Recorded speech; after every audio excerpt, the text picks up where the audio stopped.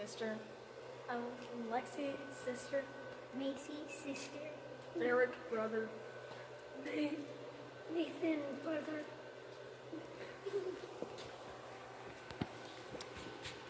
Okay, so to start off with how to use a tire machine, you have to take the tire off of the car, and then you have to let all the air out of the tire, and then you're pretty much ready to go.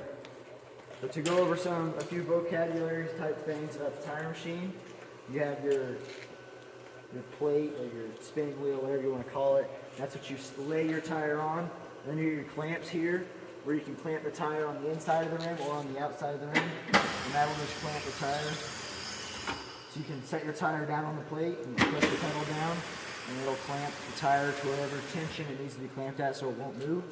And then over here, you got your shoe, or the foot, it can be called either or.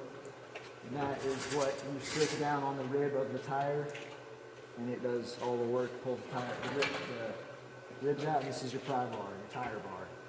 And then over here you got your pallet, and that's what you use to break the bead of the tire, which I have done here for time purposes. And you just use it to smash in the bead of the tire just like that. And once the tire bead is broke on both sides, you can see it's loose. I can put my fingers through there. That means it won't try and stick to the rim.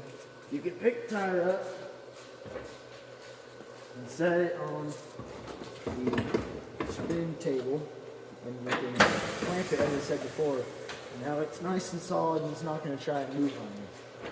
Then you can take the foot, tire shoe, and you can push it down on the rim of the tire, and lock it with that handle there, and it is locked down and won't try and move on you. And then so to start taking the tire off, it doesn't really matter how you have it positioned unless your valve stem's got a sensor in it, and then you got to kind of strategically position it so that it won't try and break that sensor. But we're going to take the top rib off first, and I'm just going to stick that down in there to where it's down as far as it can go. It's sitting on top of the rim now. And I'm going to take my tire bar and I'm going to put it right here, push it in, and then I'm going to push it down on this side of the tire, and I'm going to pop that bead up on top of the shoe. And then all I have to do, I can even let go of that bar. All I have to do is push this pedal down, and it'll spin the tire around. And you just gotta take the bar out, and it'll spin that all the way around. So now that bead is completely off the tire. Sometimes the bottom bead will get stuck on there. You just kind of gotta pull it a little bit.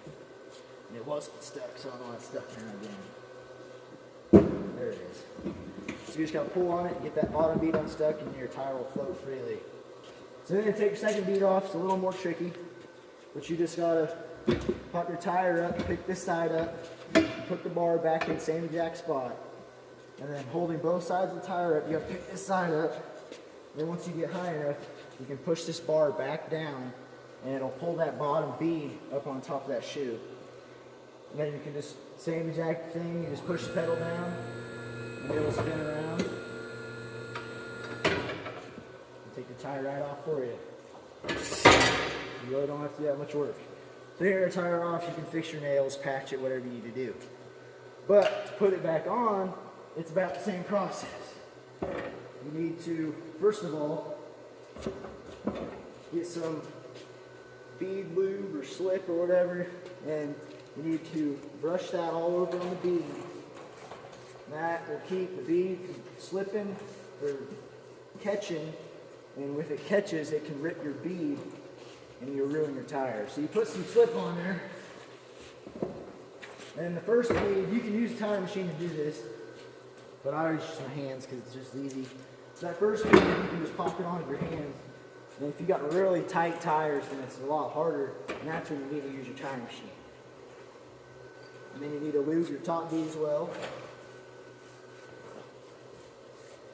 And some people like to do this when they're taking their tire off the rim as well, but it's not required. You saw there, I didn't have any lube on the beads, and it came right off.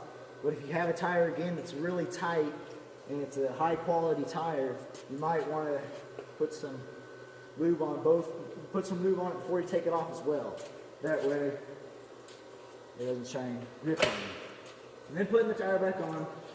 If you have sensors here, you don't want to mess up your valve stem, then the best thing to do is put the valve stem exactly 180 degrees away from that foot, or shoe, tire shoe.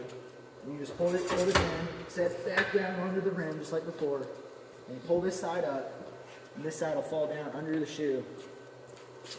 And then you can take it, just pick it up right there, it'll pop it up on top. That little slope, that's what pushes your bead down, and it'll pop it up on that. And then as you turn it, it'll push this one down, but you have to keep pressure on the side right here, or it'll just keep rotating the tire and it won't actually go on. So what you want to do is you want to push the pedal down, and you can go slowly if you need to, you're just figuring it out. And just push down on this side right there.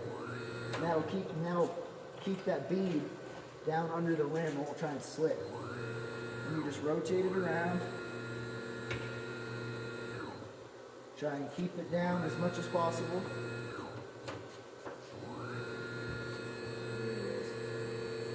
It pops it right on. Just pushing it down, and then you can take this out. Spin it around. And start airing up your tire. Set your beads, and you're good to go.